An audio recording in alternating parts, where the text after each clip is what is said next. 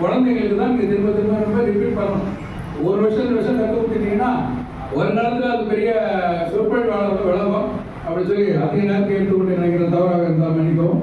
இப்போது சுவாமி அவர்கள் அருளாசி வருவார்.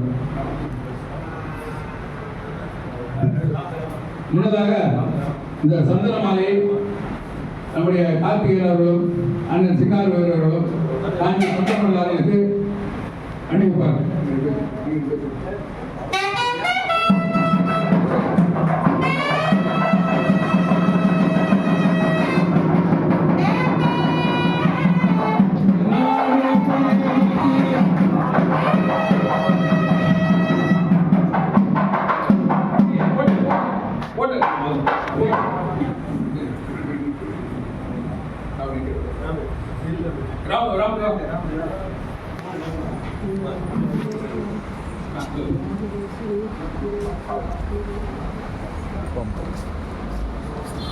கோயில் மேல